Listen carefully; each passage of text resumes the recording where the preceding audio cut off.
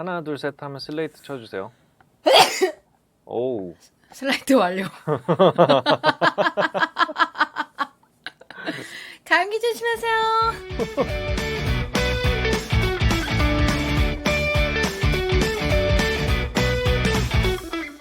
IT가 궁금한 이들의 이야기 야궁이. 오늘은 컴퓨터의 두뇌 CPU에 대해서 알아봅니다.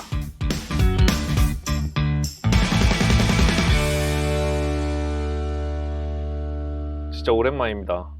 여러분 아, 오랜만이에요. 반갑습니다.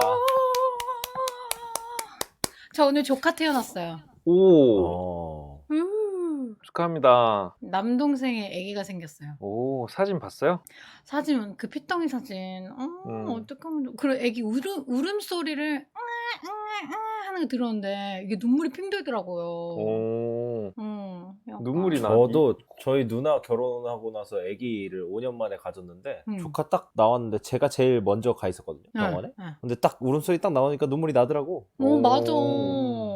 너무 신기하더라고. 아, 진짜로 날이 꽤 추워져가지고 이제 감기가 올 때인데 맞아요. 그래서 제가 감기가 걸렸어요. 조심하셔야 돼요. 아, 그런데 그 증상은 아닙니다. 그래서 다행히 뭐 열도 안 나고 이제 또 콧물이 나고 코가 막히면은 그 증상이 아니라고 하더라고요. 아, 그래요? 네. 약간 코 어쨌든. 막혔어요. 지금 코맹맹이 소리 나요. 그쵸? 약간 원래 코 맹맹이 소리가 좀 섹시한 소리이긴 한데 죄송합니다. 네, 죄송해야죠. 죄송해야 됩니다. 네. 표정 꼭 사퇴하세요. 넣어주세요. 아, 잘못 들어. 사퇴하세요. 제가 사퇴해야겠습니다. 그래서 이제 다음 화부터는 제나토리님이 이끌어 주신다고 하니 기대하겠습니다. 와. 이게 이렇게 되는 거야? 그럼요. 오늘 제가 머리가 자꾸 띵 해가지고 네. 머리에 관한 이야기를 좀 갖고 왔어요. 역시. 이렇게 이어간다고? 그래요. 역시. 머리가 그래. 띵 하니까 네. 이렇게 회전이 잘 안 되더라고요. 뭐 인공지능인가요? 인공지능은 못 받아치겠다. 저런. 제가 자세가 안 좋아서일 수도 있어요. 네, 제가 이렇게 머리가 띵해요 지금. 그러니까요. 음, 받아치기 쉽지 않네요. 네. 그래요. 오늘 해볼 얘기는요, 컴퓨터의 두뇌, CPU에 대해서 한번 이야기를 해보겠습니다. CPU. CPU 중요하죠. 막 CPU 몇이냐 이런 거 되게 많이 들었던 것 같은데. 그리고 그쵸? 막 CPU를 높여서 뭘 바꿔 껴야 컴퓨터 막 영상 편집하거나 그럴 때도 그게 좋다. 뭐 이런 얘기 좀 들었던 것 같아요. 그래님은 CPU 뭐 써요? 그러니까요. 그러니까요. 뭐 쓰는 거야? 잘 몰라요. 제나토리님은 CPU 어떤 거 써요? 저는 일단 집에 있는 데스크톱 같은 경우는 인텔 카비레이크 i7 쓰고 있습니다. 네, 7700. 그래도 조금 지났네요. 네, 많이 지났어요. 그래서 사야 돼요. 그렇구나. 그리고 너무 이제 익숙하다. 하나 더 있는 거는 이제 AMD 거. 그 옆에 컴퓨터가 하나 더 있는데 거기에는 이제 AMD CPU가 장착돼 있고 라이젠 시리즈를 까먹었어요. 그것도 더 오래된 제품입니다. 네. 지금 양대 산맥을 모두 소유하고 계신 갑부 제나토리님. 이게 갑부가 되나? 지금 가격 다 알 텐데. 지금 맥북에도 있잖아요. 맥북의 CPU도 지금 아마 i7 듀얼 코어나 쿼드 코어를 쓰고 계실 텐데. 그렇습니다. 자, 사실 저는 8코어를 쓰고 있습니다. 옥타 코어요? 네. 맥북이? 네. 갑부야. 갑부 너무 부럽다. 회사 겁니다. 나의 4배의 네. 성능을 가진 저 두뇌를. 네. 그러니까 제가 이렇게 딸리죠, 항상. 심지어 i9입니다. 와. 아주 좋아요. 약간 들어간 목소리 힘들어 가셨네 목소리에. 그게 아니고 어차피 이게 제 게 아니에요. 회사에서 아닙니다. 준 거라서 저희 회사에서 주신 겁니다. 네. 우리 회사 화이팅. 네, 이제 오늘 이야기를 다 듣고 나면 이런 얘기들을 또 끼어들 수 있어요. 그래님도 이제 여기 이 얘기를 끼어들 수 있는데 네. 지금 현 상태의 CPU들은 어떻게 쓰이고 있는지, 그 CPU의 역할이 무엇인지 이런 얘기를 좀 한번 가볍게 좀 해보고 싶어요. 네. 그래님은 CPU 하면은 뭐 하는 친구라고 알고 있어요?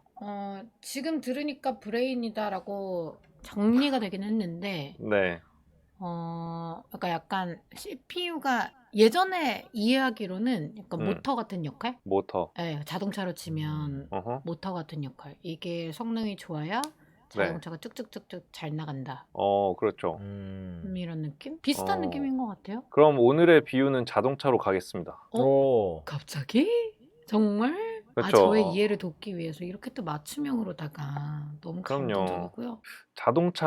자동차에 해당하면 엔진이겠죠. 기름을 때워서 갈 수 있는 엔진 정도가 되겠는데, 그러니까 완전 핵심인 거잖아요, CPU는. 네. 그래서 CPU라고 한다면은 Central Processing Unit의 줄임말입니다. 그래서 중앙 처리 장치라고 한국말로 하게 되는데, 이 친구는 사실 안에는 조금 더 복잡한 구조로 되어 있어요. 옛날에는 간단한 구조들로 이루어져 있었는데, 지금은 아무래도 컴퓨터로 정말 많은 걸 하다 보니까 안에 굉장히 복잡한 구조로 이루어져 있어요. 근데 그 중에서 가장 중요한 역할을 하는 친구 하나를 꼽아보자면 산술 연산 장치 이런 부분이 있습니다. ALU라고 부르는 친구가 있어요. 산술, 연산 알지브라, 장치. 영상. 연산. 연산? A 뭐라고요? ALU. ALU. 알지브라, 로직, 유닛. 음. 로직은 아니겠다. 알지브라는 아닐 것 같다. Arithmetic Logic Unit. 오토매틱? Arithmetic. 아리스토매틱? 아마 산술이라는 단어일 거예요. 산술. 산술? 그게 또 따로 있어요? 네. CPU는 자동차에 비유하면은 모터는 전기 자동차니까 엔진이라고 얘기했는데 엔진. 맞아. 네, 엔진. Engine start. 엔진은 자동차가 굴러갈 수 있게 하는 수많은 부품 중에 하나지만 가장 중요한 중추 역할을 하고 있죠. CPU도 그것과 같은 역할을 하는데 CPU가 없으면 컴퓨터가 동작을 할 수 없습니다. 뇌가 없으니까. 네, 무슨 뜻이냐면 컴퓨터가 일 처리를 하는 것은 모두 CPU를 거쳐서 지나가요. 자, 그러면은 CPU가 정확히 그러면 어떤 일을 하느냐 그런 거를 좀 한번 얘기를 해보고 싶은데 우리가 예전에 램 이야기를 좀 했었던 적이 있어요. 그렇죠, 메모리. 그 메모리에 이제 우리가 처리해야 될 일들을 쫙 이제 늘어놓습니다. 무슨 뜻이냐면 컴퓨터는 막 굉장히 여러 가지 일들을 많이 해야 되잖아요. 그래서 CPU는 놀랍게도 한 번에 한 가지 일밖에 처리를 할 수가 없어요. 그래서 우리가 지금 컴퓨터에 CPU가 하나지만 우리가 여러 가지 일을 동시에 할 수 있는 이유는 CPU가 일을 동시에 하는 것처럼 보이게 만들고 있기 때문이에요. 엄청 빠른 속도로 만드나 보네요.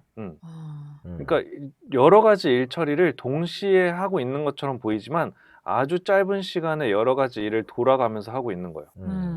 그러니까 바쁘네요. 우리가 컴퓨터가 뭐 가령 일 처리를 하고 있다라고 한다는 것은 그랜님이랑 저랑 제나토리님이랑 이렇게 얘기를 하고 있는 이 순간에도 소리도 들리고 영상도 보이고 그리고 영상을 주기도 하고 보내기도 하고 그렇잖아요. 네. 그렇죠. 그게 다 각자 다른 일이거든요. 컴퓨터가 보기에는 받는 거는 또 다른 일, 주는 건 또 다른 일인데 이게 지금 동시에 일어나는 일처럼 보이는 이유는 컴퓨터가 이 여러 가지 일을 순식간에 어떻게 처리해야 되나 0.001초 단위의 그 짧은 순간들로 이 일들을 나눠서 처리하기 때문에 우리 눈에는 동시에 처리하고 있는 것처럼 보이는 거예요. 그래서 CPU는 이런 일들을 하고 있는데 그래서 그 여러 가지 일들을 이제 다음에 해야 될 일들 그런 것들을 대기시켜 놓는 장소가 우리가 말하는 그 램, 메모리 그런 장소입니다. 그래서 그 메모리에 있던 일을 갖다가 CPU에게 이렇게 딱 전해주는데 그럼 CPU가 일 처리를 끝내고 다 일이 끝난 건 다시 메모리 돌려줘요. 그래서 이게 처리하는 하나의 사이클인데 메모리가 그럼 CPU에 주고 CPU는 메모리를 다시 돌려준다? 이 일을 계속 반복하게 되는 거잖아요. 네, 이게 그냥 컴퓨터가 하는 CPU의 역할의 전부예요, 사실은. 근데 여기에 이제 수행하는 일들의 종류는 굉장히 많지만 그 아주 근본으로 파고 들어가면 CPU는 무슨 일 딱 한 가지밖에 할 줄 모르는 친구예요. 그 딱 한 가지 일이 뭘까요? CPU가 할 줄 아는 일은 이것 딱 하나밖에 없어요. 전달? 정보 전달. 정보 전달? 전달은 그냥 메모리에서 이렇게 흘러 들어오는 거잖아요. 그러니까요. 그 메모리고요. 저는 아까 뭐 산술 뭐 논리 어쩌고저쩌고 나오니까 연산. 그러니까 연산 맞아요. 연산 하나밖에 못하는데 연산 중에서 무슨 연산밖에 못할까요? 사칙 연산. 사칙 연산 중에 곱하기. 덧셈. 제곱. 제곱이 사칙연산에 들어가나? 잠깐만요. 너무 고차원적인 거 곱하기 아니에요? 하면 곱하기 하면 제곱 아니에요? 그쵸. 좀 다른가? 사칙연산 어쨌든 이건 중에 답은 아닌 것 같으니까 뺀은 아닌 것 같고 곱하기. 전 곱하기. 곱하기? 네. 전 곱하기. 덧셈. 그렇죠. 곱하기에 덧셈. 제 손목을 겁니다. 손목 죄송해요. 손목. 아이고 손목 날아가셨네. 하나밖에 안 남았네요. 조심하세요. 손목. 잠시만요. 선아의 그래가 혓바닥에 뭐 이렇게 길어. 자, 타짜 다시 컴퓨터 봐야겠다. CPU는 덧셈 하나밖에 못합니다. 그러니까 물론 지금의 고차원적인 기술로는 그렇지 않을 수도 있는데 그 아주 근본적으로 덧셈밖에 못해요. 그게 무슨 뜻이냐면 일단 아주 컴퓨터의 예전 시발점으로 돌아가면 컴퓨터는 계산을 위해서 태어난 기계잖아요. 네. 포탄 날아가고 뭐 암호 해독하고 이런 계산을 위해서 탄생한 기계이기 때문에 계산에 특화되어 있었어요. 그래서 그 0과 1이라는 이 이진수로 계산을 할 때 우리가 할 수 있는 일은 덧셈으로 모든 걸 해결할 수 있었어요. 그러니까 뭐냐면 곱셈도 덧셈을 몇 번 하긴. 하면 곱셈이 되는 거고 인정. 네. 뺄셈은 빼기 부호를 붙여서 더해버리면 뺄셈이 돼요. 맞네. 근데 빼기 부호를 만드는 방법은 또 이게 조금 다른 방법이 있긴 한데 어쨌든 쉽게 말해서 빼기 부호를 붙여서 더해버리면은 빼기가 되는 거예요. 약간 속은 것 같기도 하고, 네. 나눗셈도 몇 번 그냥 빼버리면 나눗셈이 돼버려요. 그러네요. 그죠? 그래서 덧셈만 있으면은 모든 연산을 할 수 있습니다. CPU는 그래서 덧셈을 할 수 있는 장치라고 보면 돼요. 나중에 아기 낳았을 때 덧셈만 가르쳐야겠다. 그거면 충분하죠. 다 할 수 있네.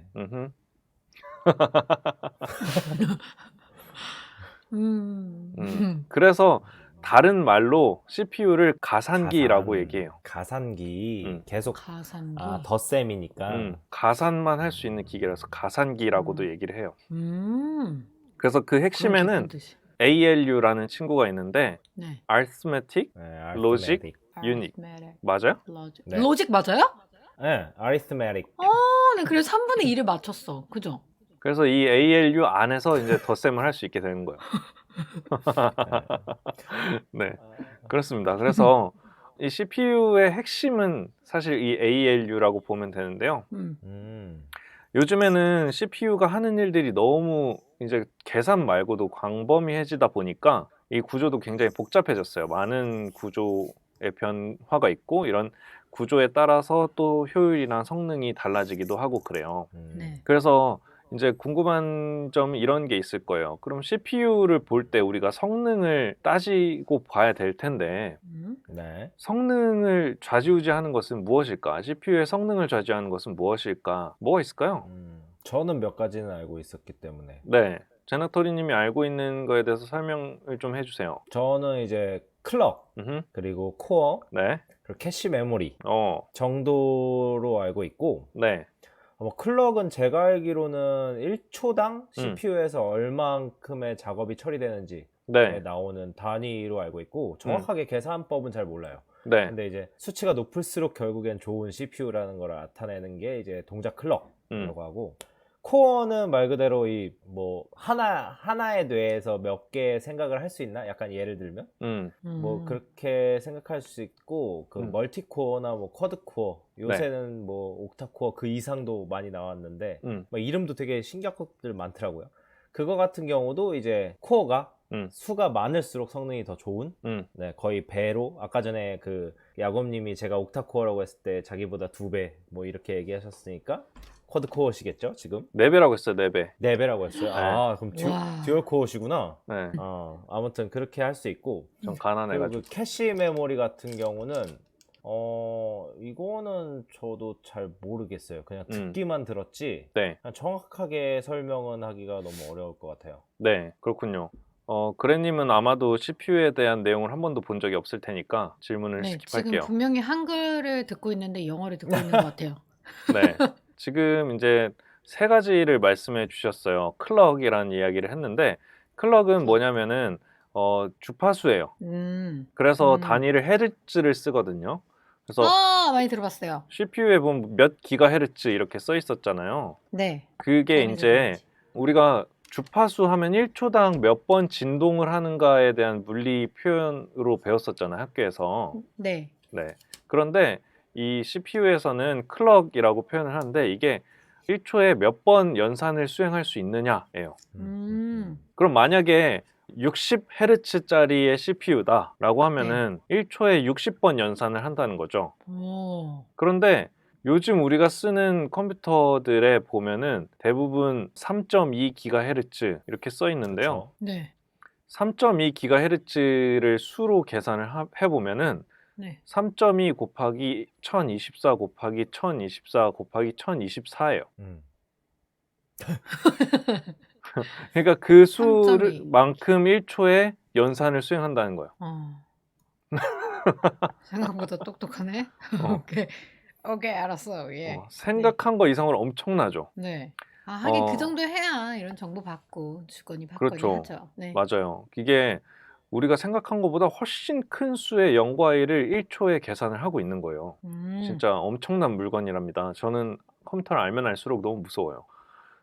그런데 이 0과 1을 계산할 수 있는 수의 제한이 있어요. CPU도 이렇게 무한정 0과 1을 한 번에 계산을 하는 게 아니고, 그래서 1초에 0과 1을 60번 계산할 수 있는 게 60Hz라고 표현을 했었다고 했잖아요. 네. 근데 이제 여기서 또 비트라는 표현이 나와요. 네. CPU가 비트. 몇 비트 CPU 이런 얘기를 들어본 적 있어요? 16비트 CPU, 8비트 컴퓨터, 16비트 컴퓨터, 32비트 컴퓨터, 64비트 컴퓨터 이런 얘기 들어본 적 있죠? 네네네. 금시초문이란 있어요. 표정이지만 어쨌든 이 32비트 컴퓨터다, 64비트 컴퓨터다라는 이 표현은 그 한 번 연산을 할 때 연산을 할 수 있는 0과 1의 개수를 뜻하는 거예요. 한 번 연산을 할 때 거기에 이제 넣을 수 있는 0과 1 개수? 네, 그렇죠. 네. 그러니까 한 번 째깍 하면서 계산을 할 때 들어갈 수 있는 0과 1의 자릿수. 개수예요.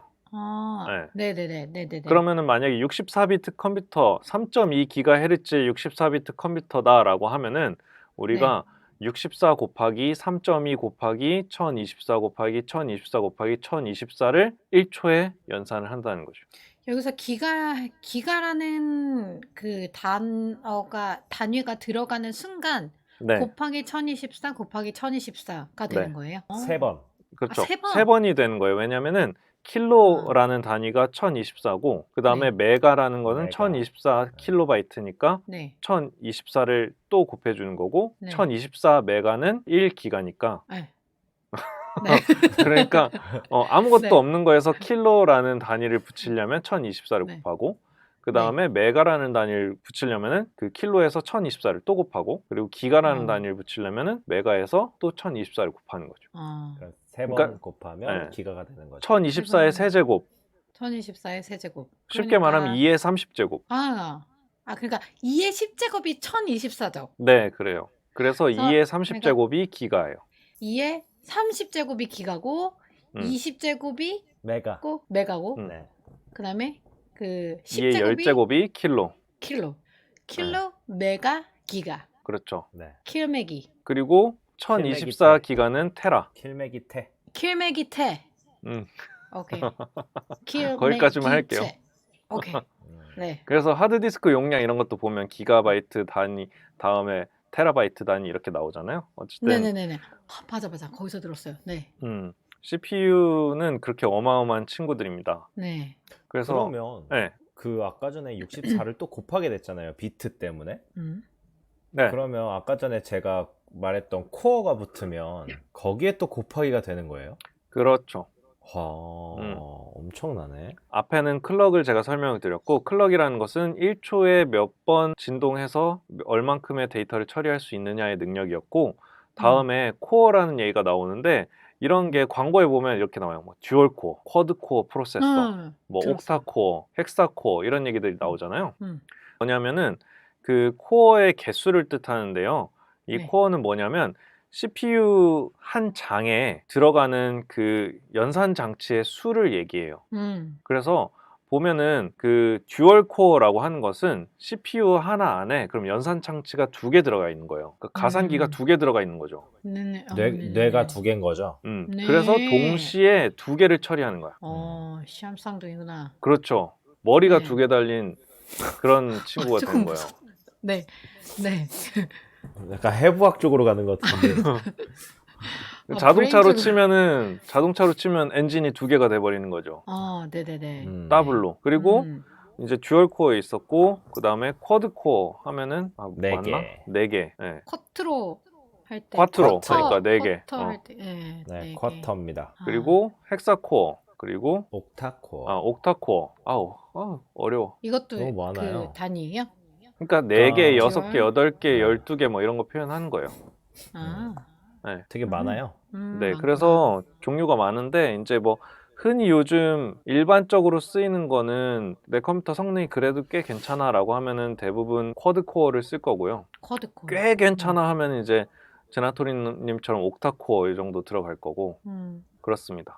그래서 안에 들어가는 계산기가 병렬로 몇 개가 설치가 되어 있느냐가 이 그 코어의 개수예요. 그러니까 이거는 당연히 많을수록 좋아요. 좋다. 그 무조건은 아니지만 어쨌든 우리 컴퓨터 사양 보는 이런 사양표 같은 거 있잖아요. 네. 그런데 보면은 써 있단 말이에요. 이 CPU가 무슨 코어를 갖고 있는지, 뭐 듀얼 코어, 뭐 아니면 쿼드 코어, 뭐 이런 식으로 표현이 되어 있을 거예요. 맥에도 있어요? 그럼요. 어. 뭐 맥에도 있고 윈도우에도 있고 자신의 프로세서 정보를 보면은 그렇게 써 네. 있습니다. 이 그렇구나. 프로세서라고 표현을 하기도 해요. CPU를 Central Processing Unit 이래서 그 프로세서라고 부르는 그 친구가 이제 CPU를 뜻하게 됩니다. 네. 그래서 그거는 이제 코어 수라는 게 이제 한 번에 동시에 몇 개의 연산을 처리할 수 있느냐. 그러면 제나토리님이 아까 얘기했듯이 3.2GHz의 CPU, 64비트 CPU라고 한다면 쿼드 코어라면 거기다 또 4를 곱해주는 거예요. 동시에 처리할 수 있는 0과 1의 양을. 어마어마하네요. 이 숫자는 여기서 올라가는 거는 1에서 2로 올라가는데 2배가 돼버리니까. 그렇죠. 할 수 있는 처리의 양이 물론 산술적으로는 2배인데 컴퓨터가 이제 병목 현상 등이나 이런 것들이 있기 때문에 꼭 그렇지만은 않아요. 어쨌든 근데 이제 이론상으로는 그렇습니다. 그리고 이제 마지막으로 제나토리님이 캐시 메모리에 대한 이야기를 해줬는데요. 네. 이 캐시 메모리라는 것은 아까 제가 처음에 설명했던 내용 중에 CPU는 계산을 하기 전에 메모리라는 공간에 내가 다음에 해야 할 일들을 차곡차곡 쌓아놓고 내가 일을 끝내고 메모리에 뭔가를 전달을 해준다라고 얘기를 했잖아요. 네. 자, 그런데 우리가 예전에 알아봤을 때 이 하드디스크랑 메모리랑의 속도 차이는 넘사벽이라고 했어요. 그렇죠. 뭐 SSD랑 메모리의 차이도 넘사벽인 거예요. 근데 우리 방금 봤던 이 CPU의 성능 어떨 것 같아요? 메모리한테요? 그렇죠. 메모리가 더 훨씬 빠르겠지. CPU 지금 아까 봤던 그 숫자를 생각해보면 이 CPU가 한 번에 1초에 처리하는 양은 어마어마한 거예요. 메모리의 속도로도 넘사벽인 거예요, 이 CPU가. 그래서 제나토리님이 만약에 좋은 CPU, 그러니까 연산장치를 막 16개, 8개씩 붙여놓은 이 CPU가 있는데 이 CPU에 1초에 그만큼 많은 0과 1을 줄 만큼의 램의 성능이 안 돼요. 그러니까 램의 성능은 경운기야. 차로 치면은 엔진은 너무 좋은데 엔진으로 전달하는 그 미션 기어가 너무 이제 헐거운 거예요. 그 경차에 스포츠카 엔진을 달아놓은 그럴 수 그런 있죠. 느낌이군요. 그래서 좋았어. 그 이제 뭐 기어라든지 이런 부분들이 헐거워져 있는 부분을 좀 채워 넣을 이런 뭐랄까 완충 장치 같은 게 필요한 거예요. 재빠르게 서스펜션. 주고, 그렇죠. 서스펜션을 주는 거구나. 재빠르게 엔진에 뭔가를 더 넣어줄 수 있고 더 받아올 수 있고 하는 그런 완충 장치가 필요한 건데 그걸 이제 캐시 메모리라는 걸로 조금 뭔가 완충을 해주는 건데 이게 무슨 역할을 하냐면 메모리에서 뭔가 데이터를 CPU로 매번 전달하는 것은 메모리 속도가 너무 느리니까 CPU에서 뭔가를 하고 있거나 CPU가 바쁠 때 메모리는 멍청하게 기다리고 있는 게 아니고 캐시 메모리에다가 다음에 할 거 뭔데 이거 네가 미리 갖고 있어라고 보내줘요. 예습을 하는구나. 그렇죠. 다음에 할 일을 미리 CPU 안에 있는 캐시 메모리라는 친구한테 전달을 해주는 거예요. 그러니까 CPU는 단순히 연산하는 ALU만 들어있는 게 아니고 이런 캐시 메모리도 같이 그 칩 안에 들어있어요. 그래서 이름이 캐시 메모리 거구나. 네, 캐싱을 그래서 해놓는 거라서. 다음 할 일을 미리 잠깐 캐싱해 놓거나 반복적으로 수행하는 일을 캐싱해 놓는 게 캐시 메모리예요. 그래서 이 캐시 메모리는 같은 메모리인데도 램보다 훨씬 비싸요. 훨씬 빠르고. CPU 안에 있는 거죠? 네, CPU 안에 있는 건데 이 램보다는 속도가 훨씬 빠르지만 훨씬 비싸기 때문에 아주 조금의 용량만 들어있어요. 요즘에 램 같은 경우는 막 몇 기가바이트, 뭐 몇십 기가바이트 이렇게 쓰잖아요. 네. 뭐 그랜님 맥북만 보더라도 뭐 못해도 뭐 8기가바이트, 16기가바이트의 램을 사용을 할 텐데 캐시 메모리 같은 경우는요, 뭐 많아봐야 8메가바이트, 16메가바이트래요. 갭이 너무 크죠. 1000배 정도 차이 나는 거예요. 네. 그러니까 주기억 장치 램에서 넘어오는 데이터는 너무 느리게 넘어오니까 이 엔진이 돌아가지 않고 쉬는 시간이 너무 많은 거예요.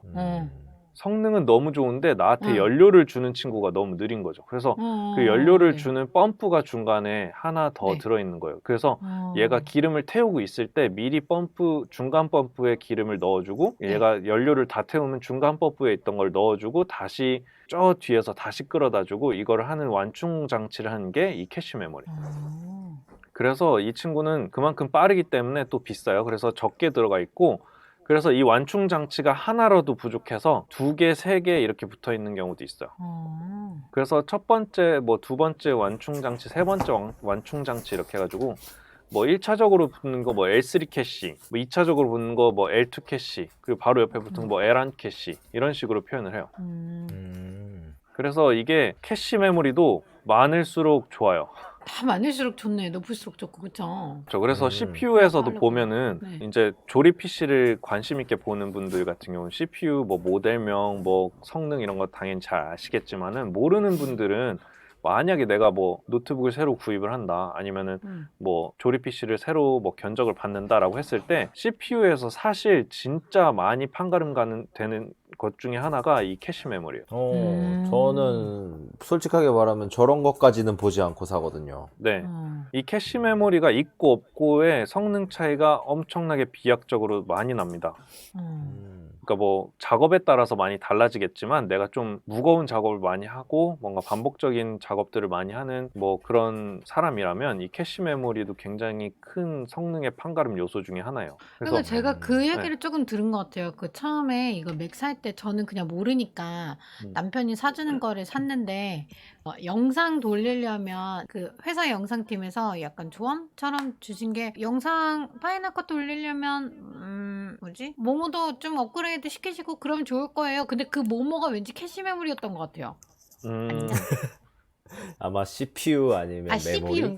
CPU인가 아니면 램인가 뭐 아무튼 뭐 약간 그 오늘 나온 것 중에 단어 하나 있지 않을까. GPU일 네. 수도 있어요. 오늘 나올 거의 모든 이야기에 포함될 거예요.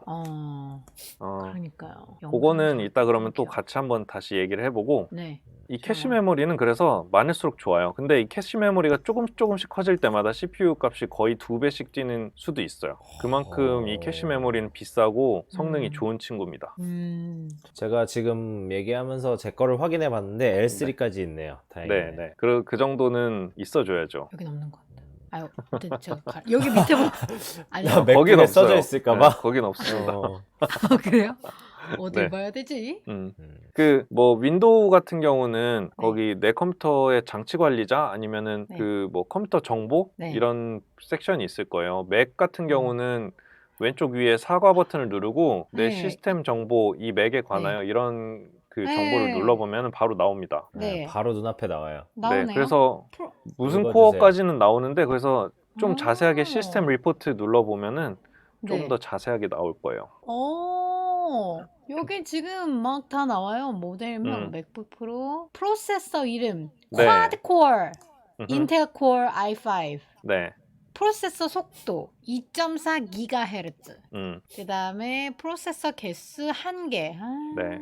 외롭겠네. 총 코어 개수 4개. 네. L2 캐시 코어당 256KB. 네. L3 캐시 6MB. 하이퍼 스레드 기술 활성화됨. 메모리 8기가. 네. 그렇죠. 이런 게 이제 읽히는 거죠. 내일이면 까먹겠지만, 거기에서 또 설명을 드리면, 여기서 조금 헷갈릴 수 있는 게 코어 개수가 있고 프로세서 개수가 있어요. 프로세서 개수라는 건 실제로 CPU 칩의 개수를 뜻하는 거예요. 그 보드판 위에 딱 꽂게 되는 그 CPU가 한 개인데, 그 안에 계산 장치가 4개 들은 게 이 쿼드 코어다라는 뜻이에요. 제 건 좋은 편이에요. 쿼드 코어는. 그럼요. 그래요? 근데 이제 좀 세월을 많이 지나온 분들은 기억하겠지만 예전에 뭐 도스 시절 같은 경우는 CPU가 800MHz 뭐 아니면은 800MHz도 좀 오바다. 한 몇 메가헤르츠, 몇 킬로헤르츠 이런 경우도 있었어요. 그러니까 예전 이제 PC가 처음 엄청- 상용화됐을 때 지금이랑은 엄청 느려. 비교도 안 되게 낮았죠. 네. 기억나죠? XP 시절. 네, 뭐 아주 그냥. 866MHz 막 이런 네. 뭐 윈도우 XP 때는 1GHz가 안 되는 경우도 굉장히 많았고, 그 있잖아요. 1336. 네, 그러니까 딱 1기가 정도 되는 정도의 헤르츠밖에 안 되는 경우가 많았는데 지금 그런데도 지금 10년, 뭐 20년이 흘렀는데 아직도 4GHz, 3GHz 이렇단 말이에요. 이게 높이기가 어려운 건가 봐요? 쉽지 않죠. 코어를 나누어서 그걸 더 발전시킨 거죠. 그렇죠. 더 늘리기가 힘들어서. 그렇다기보다는 이 집적도를 높이는 기술은 굉장히 높아졌는데 이제 중간중간 이제 뭐 물리적 요소들이 굉장히 많이 작용을 했어요. 발열인가? 네, 그렇죠. 이제 열이 너무 발생하는 거예요. 일을 너무 많이 빨리 하다 보니까. 그래서 이 발열 때문에 그 전력 소모도 많아지고 시스템도 불안정해지는 일들이 너무 많으니까 더 이상 이 집적도를 높이고 뭔가를 하기가 굉장히 쉽지 않아지는 거죠. 점점. 예전보다 더 섬세해지고 더 뭔가 성능을 높일 수는 있었는데 그 숫자가 이제 예전처럼 기하급수적으로 늘어날 수 없는 이유가 물리적인 한계들 때문에 지금 이런 상황들이 발생을 하고 있어요. 그런데 제가 또 다른 이야기를 한번 해보려고 하는데 이 CPU를 보면 지금 다들 인텔이라는 CPU를 지금 우리 셋 다 장착을 하고 있거든요. 맥북이기 때문에 그렇긴 한데 이 CPU에 양대 산맥이 있어요. 인텔이랑 윈도우? 잠깐만. 인텔이랑 있는데 나 말하면 알 것 같은데. 뭐지? 안드로이드? 암드.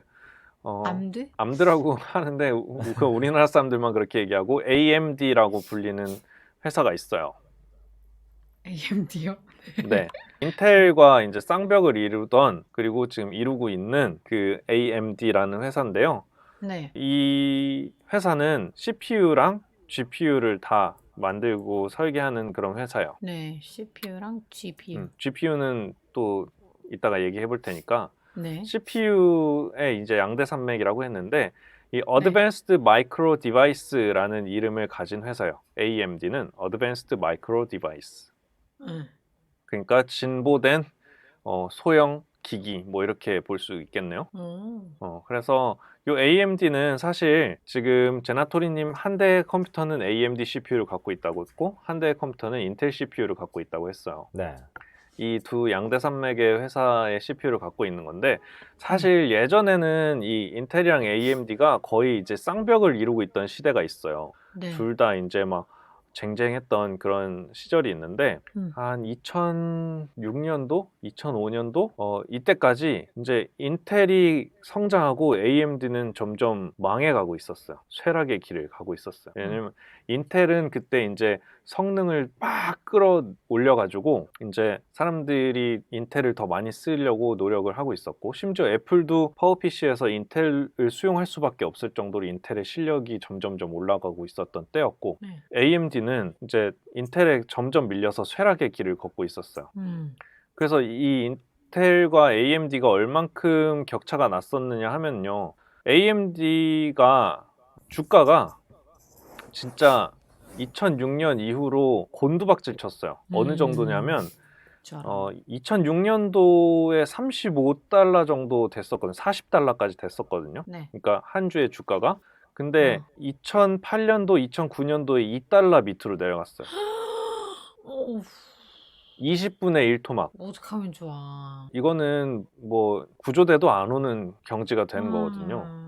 그래서 이제 회사가 망한다 이렇게 곡소리를 내고 있는데 그때 이제 구세주가 나타났죠. 맥? 아니 애플? 아니에요. 이게 진짜 그 멋진 CEO 중에 한 분인데 이게 그래서 조직의 리더가 중요하다는 게 이래서 그런 것 같아요. 리사 수라는 그 CEO께서 부임을 합니다. 아, 그쵸. 리사 수. 네. 리사 그래서 수. 2014년도에 이제 사장으로 취임을 하는데요. 그러니까 2006년도부터 꼬라박았던 이 AMD를 네. 2014년에 취임을 했을 때 있잖아요. 네. 그때 주가가 거의 3달러, 4달러 이때 정도였어요. 네. 지금 AMD의 주가는 얼마일까요? 40, 50. 200? 손목 건 거 이제 회복할 기회를 드릴게요. 아, 잠깐만요. 빨리 찾아봐요. AMD? 지금 오픈북 아무도? 테스트잖아. 오픈북이에요? 네, AMD의 오늘 네. 현재 주가도 80달러를 넘었습니다. 내가 가까웠네. 그죠? 아, 그래요. 84.29 USD. 오 마이 갓. 그러니까 완전히. 지금 네. 거의 2달러에서 40배 가까운 주가 성장을 이룬 거죠. 대박이다. 네. 그때 넣었어야 됐네. 그랬던 이유가 사실 네. 인텔이 삽질을 많이 했어요. 근데 인텔의 삽질에 부응할 수 있도록 이분이 더 잘했다는 게 사실 맞는 거죠. 이분은 실질적으로 엔지니어 출신이라서 그쪽에 대한 이해도 높았고, 그리고 뭘 네. 해야 되는지를 정확히 알고 있었던 거예요. 리사 수. 근데 사람들이 이분을 더 대단하게 생각하는 거는 소수 아시아계 여성이라는 거를 가지고 굉장히 포인트를 잡는데, 저는 그게 포인트로 그러네요. 된다는 거는 별로 바람직하진 않은 것 같아요. 인종차별입니다. 네. 그래서 그쵸? 사실 미국 가면 알잖아요. 차별이 없다라고 하는데 많은 나라잖아요. 그쵸. 웃긴 건 이분 미국인 아닙니까? 지금 국적은 미국인이에요. 원래는 그 대만에서 대만. 출생을 해서 이분 저랑 약간 닮은 것 같아요. 아니, 미국의 한 제가 좀- 지방대를 나왔어요. 매사추세츠. 아, 그 지방대. 매사추세츠에 있는 그 공학 배우는 지방대 나왔거든요. 음. 그럼에도 그래. 불구하고 이런 대단한 업적을 이루신 거죠. 와. 미국은 지방대가 참 좋죠. 그럼요. 지방대가 진짜 공부만 하기 좋아요. 그래서 넓은 벌판에. 예, 유명하고 진짜 연구 열심히 하는 대학교들은 다 지방에 있대요. 완전 시골 허허벌판에.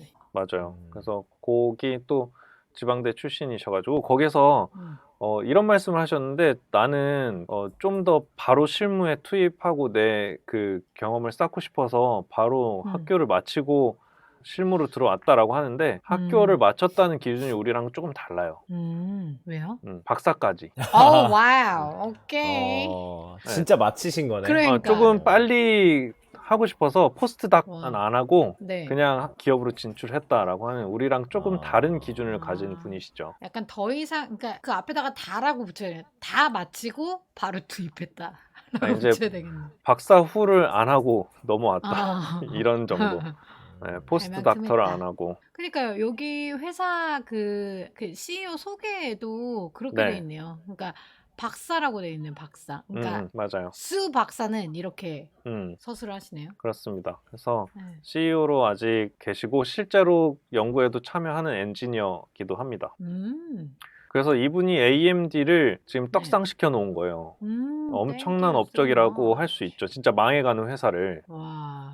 대단합니다. 그래서 제가 하고 아니. 싶었던 얘기는, 인텔이 그렇게 좀 삽질을 많이 했던 게 어떤 분야냐면은 네. 발열을 잡지를 못했어요. 전력량과 발열을. 그러니까 성능에 너무 치중을 하다 보니 이 발열과 전력량에서 굉장한 낭비를 많이 주었고, 버그도 너무 많고, 이제 버그 너무 싫어. 그리고 이제 거의 독주 체제다 보니까 그렇죠. 굉장히 방만했어요. 방만하다는 표현이 맞을까? 이게 뭐 잘하려면 좋은 라이벌이 있어야 그러니까요. 이게 되는데 그때는 없었죠. 그러니까. 혹시라도 인터스텔라 호를 타게 되면은 AMD라고 꼭 외쳐주세요. 전 테슬라요. 비슷비슷해요. 전 카카오. 일단 다 사. 그래. 여튼 전 테슬라. 네. 그렇습니다.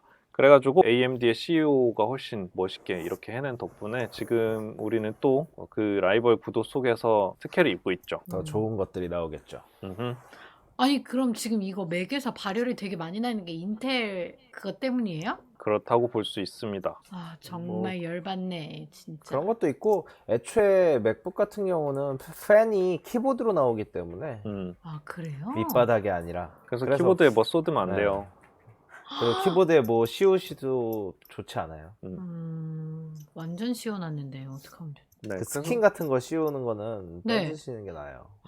완전 씌워놨어요. 아, 그래서 또 열받는 것도 있겠구나. 네, 그래서 이제 제가 하고 싶었던 얘기를 또 이어서 해줄 수 있게 해주셨는데 네. 애플도 인텔과 이제 작별 인사를 합니다. 오, 오. 언제요? 조만간일 거라고 얘기를 했어요. 그러면 뭐 AMD로 가는 거예요? 그렇진 않습니다. 이제 여기서 다른 데가 또 다른 있어요? 이야기가 나와요. 어머. 지금 우리가 쓰는 컴퓨터는 맥북, 노트북, 데스크탑 말고 또 있죠. 넷북 10년 전에 있었어요. 아니, 지금 손에도 쥐고 있잖아요. 핸드폰. 핸드폰, 스마트폰. 스마트폰. 네, 이 친구들도 컴퓨터란 말이에요. 네. 근데 이 친구들에서 쓰고 있는 CPU는 조금 성격이 다른 CPU를 쓰고 있어요. 그래서 이거를 우리가 흔히 AP라고 부르거든요. AP. 네, 이 AP라는 친구가 있어요. AP는 뭐게요? 산술 프로세서. 아니에요. 아니요. 액세스 포인트. 기억하시죠, 여러분들? 액세스 포인트? 저 와이파이 할 때 얘기했던 거예요. 공유기 얘기할 때. AP. 아, 그 AP예요? 아니에요. 깜짝. 이 스마트폰, 그러니까 모바일 기기에서 CPU 역할을 하는 그 친구를 이제 애플리케이션 프로세서라고 해서 AP라고 부릅니다. 그래서 요 AP 같은 경우는 일종의 CPU예요. 그래서 요거는 AP를 지금 먹고 있는 그 시장의 강자가 있어요. 애플. 안드로이드. 어허. 아니에요? 애플 안드로이드 네. 아니에요? 그러니까 무슨 뜻이냐면 그 AP를 그 설계하고 만들고 있는 친구들이 있기는 한데 그 원천 소스를 제공했던 그 회사가 있습니다. 샘성? 요런 애들도 인텔 아니에요? 인텔 이런 애들 아니에요? 왜냐면 아니에요. 원천 소스라고 했기 때문에 원천 지금은 소스. 조금 막 엄청 부각이 되는 회사는 아닐 것 같아. 얼마 전에 한 번에 또 이슈가 있기는 했어요. SK. 티맥스구나. 어디지? 아유, 당연히. 네, 외국의 회사인데 ARM이라는 회사가 있어요. ARM. ARM. 나 이걸 왜 들어봤지? 들어봤는데. 네, 들어봤을 거예요. 네, 들어봤어요. 이 ARM은 알지. 사실 여러 개의 이 회사들이 모여서 이제 네. 벤처로 시작을 한 회사인데요. 거기서 아콘, 애플, 네. VLSI 이 친구들이 모여서 만드는 그 회사인데 사실 요거는 굉장히 유명한 오픈소스 기업 중에 하나예요. 무슨 뜻이냐면 이 ARM이라는 아키텍처는 AP에 굉장히 유리한 아키텍처예요. AP요. 그러니까 그 스마트폰이나 모바일 기기에 굉장히 유리한 그 설계를 갖고 있는데 그 이유가 뭐냐면 발열이 적고 전력 소모가 적어요. 너무 좋아. 네. 근데 그 의미는 사실 뒤집어 보면은 빠를 수는 없을지도 모른다잖아요. 그러니까 굉장히 고성능을 의미하지는 않을 거다라는 뜻이에요.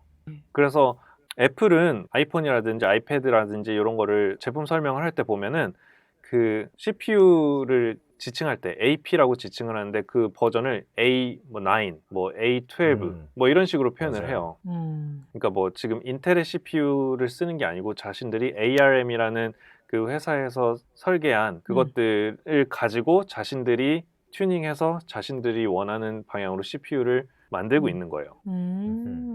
그래서 이 오픈소스 기반이기 때문에 이 CPU를 만드는 것은 내가 이 코어 설계를 가지고 약간 튜닝을 해서 자신이 원하는 형태로 가공을 해서 쓸 수가 있는 형태죠. 그래서 어떻게 보면 이것도 지금 굉장히 많이 쓰이고 있는 CPU 중에 하나고 이 AP 시장에서는 압도적인 점유율을 가지고 있어요. 이 ARM이라는 회사의 이 설계가. 그래서 이제 그 애플이 직접적으로 얘기를 하진 않았을 것 같은데요. 제 생각에는 이제 맥북이나 아니면은 이런 모바일 디바이스에는 대부분 이 AP를 채용할 것 같아요. 와, 애플에서 만약에 그거 하기 시작하면 진짜 엄청난 파급일 것 같은데. 왜냐면 이제 이 ARM이라는 것의 성능이 어느 정도 끌어져 올라왔다고 판단을 했던 거고 인텔의 CPU는 너무 이제 한계점에 도달했다라고 판단을 했겠죠. 발열이 너무 심하고 팬을 계속 돌릴 수는 없는 노릇이니까. 네. 네. 너무 그래서 뜨거워요. 이 ARM 그 구조를 가지고 만든 이 AP를 이제 맥북이나 이런 데스크탑에도 심을 수 있을 것 같아요, 이제 앞으로. 와. 이건 저의 아. 개인적인 의견입니다. 네. 그러면은 이게 무엇을 의미하느냐라고 하면은 이제까지 앱스토어에서 우리가 맥을 안 쓴 분들은 잘 모르시겠지만 어쨌든 스마트폰을 다들 쓰고 계시잖아요. 근데 네. 스마트폰에서 쓰는 이 앱을 우리가 쓰는 데스크탑에서 쓸 수 없는 이유가 CPU가 달라서 그래요. CPU에게 내리는 명령어가 다르기 때문에 그 앱을 여기서 쓸 수가 없는 거예요. 다르게 말하면 같은 CPU를 쓰면 우리가 스마트폰에서 쓰는 그 프로그램을 내 컴퓨터에서 쓸 수 있다는 뜻이에요. 물론 완벽히 그렇진 않습니다. 그냥 어떤 결을 얘기해 보자면은 이 CPU가 같아지면은 우리가 스마트폰에서 쓰던 앱을 컴퓨터에서도 쓰고 컴퓨터에서도 쓰던 앱을 스마트폰에서도 쓸 수 있는 그런 환경이 충분히 갖춰질 수 있다라는 뜻이에요. 그러니까 너무 좋다. 네. 안드로이드라는 그 운영체제 자체가 컴퓨터에서 쓸 수도 있게 된다는 거죠. 그러면 잘 상상이 안 가죠. 네. 조금 더 쉽게 얘기를 하면요. 네. 지금 노트북에 있는 이 데스크탑용 인텔 프로세서를 떼어버리고 네. 이제 앞으로 여기에다가 모바일용 AP, 이제까지 모바일용으로 많이 썼던 AP라는 프로세서를 맥북에 갖다 붙여 놓게 되면 네. 지금 아이폰, 아이패드 앱스토어에 있는 앱을 그대로 맥북에서 쓸 수 있다는 거예요. 그러니까 앱스토어의 구분이 사라져 버릴 거라는 거예요. 앱스토어가 아니라. 그러니까 PC용 프로그램 자체가 사라질 수 있다는 거예요. 그러니까 어디서든 네네네. 쓸 수 있는 프로그램이 된다는 거죠. 아까 전에 그 그레니 말했듯이 앱용이라는 단어가 없어진다는 그렇죠. 거죠. 그런 개념 자체가 사라지는 거예요. 그렇구나. 하나의 너무 프로그램으로 PC에서도 쓰고 노트북에서도 쓰고 스마트폰에서도 쓸 수 있는 시대가 올 수도 있다는 거죠. 빨리 왔으면 좋겠네요. 근데 사실 굉장히. 그거는 쉽진 않아요. 왜냐면은 인텔이랑 AMD가 망해야지 가능한 일이거든요. 그거는. 하긴 그렇겠네요. 그런데 이제 애플이라는 이 환경 안에서는 애플이 제어를 할 수 있잖아요. 우리는 네. 이제 맥북에 그냥 AP만 박아서 팔 거야 라고 해버리면 그냥 앱스토어의 경계를 애플은 없애버릴 수 있다는 거. 아이패드용 아니면 맥북용 이 앱을 따로 만드는 게 아니고 그냥 하나만 만들면 아이패드든 맥북에서든 쓸 수 있는 그냥 앱이 탄생해 버린다는 거예요. 근데 제가 만약에 그런 걸 한다 그러면 네. 그건 소프트웨어가 아니라 하드웨어적으로 바꿔야 되는 거니까 저는 노트북을 다시 사야 되는 거겠죠? 그렇죠. 네. 그래서 예전에 한 번 이랬던 적이 있어요. 애플이 예전에 2000년대 초반에 이제 파워맥이라고 했던 이 CPU 아키텍처를 썼던 모델이 있고 그 다음에 인텔 CPU로 이제 넘어왔던 그 과도기가 있어요. 그때도 이제 인텔 CPU를 쓰는 그 맥에서는 예전 그 앱들을 쓸 수가 없었고 예전 그 PC에서는 인텔용으로 이제 만들어진 앱을 쓸 수가 없었어요. 어쩔 수 없는 약간 과도기였던 거구나. 그렇죠. 아이고. 근데 이제 반대로 이 진짜. 과도기를 지나게 되면은 내가 아이폰 앱스토어에서 샀던 앱을 그냥 PC에서도 쓸 수 있게 되는 거니까 중복적인 비용 발생하지 않는 거죠. 야, 이거 개발자 생태계도 되게 신기해지겠네요. 와. 그래서 지금 개발자용 체험판 이런 것도 좀 나와 있어요. 개발자용 체험판이요? 네, 그러니까 지금 PC에다가 AP를 박아서 줬어요. 실제로. 그래서 그랬더니? 애플이 지금 개발자들 보고 이제 체험해 보라고 이런 시스템이 이제 앞으로 나올 것이다라고 해서 그 PC에다가 AP를 박아서 전달을 네. 해줬어요. 그래서 어허. 지금 몇몇 우와. 개발자들은 그 체험을 하고 있습니다. 굉장히 신기하다. 음, 막 해보고 싶네요. 그런 신박한 것들. 네, 아직은 좀 미비하지만 네. 그것들이 이제 나중엔 점차 참배하리라. 시도가 되고 있는 거죠. 제 건 아니네요. 그럼 지금 우리의 기기가 아니고 진짜 새로운 기기를 그 AP를 박은 기기를 만들어서 신청한 개발자들한테 몇 명한테 이제 빌려준 거죠. 그 기기를. 좋겠다. 그것도 근데 돈 내고 빌려요. 아, 그래요? 제가 하긴. 알기로는 그렇습니다. 그러니까 보증금 대학 같은 거죠. 거라니까. 보증금. 이제 들고 튈 수도 있으니까. 보증금. 자, 그래서 요 ARM이라는 회사는 굉장히 우리에게 소중한 회사 중에 하나예요. 왜냐하면 이 오픈 소스로 이걸 풀어줬기 때문에 우리의 스마트폰 가격이 그만큼 떨어질 수 있었던 거예요. 안 그러면은 CPU 가격 때문에라도 또 설계 가격 때문이라도 또 올랐을 수도 있는 그러겠네요. 그런 일인데 이게 얼만큼 가치가 있는 회사냐 하면은 네. 이 회사를 사실은 그 2016년도에 그 손정희 회장이 이끌고 있는 소프트뱅크가 네. 33조 원에 인수를 했어요. 어우. 맞아.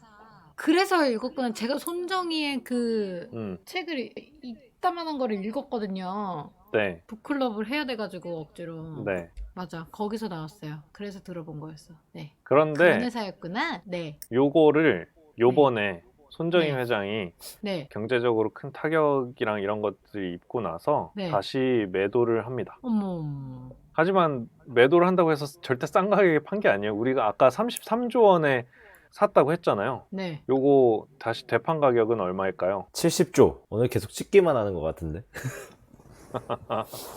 56조. 56조? 손정희 회장이 절대 손해보지 않았습니다. 엄청나게 그래도 큰 갭을 두고서는 팔았어요. 한 48조 정도에 팔았다고 합니다. 그래도 그게 단위가 단위가 좋은데. 네. 그러니까.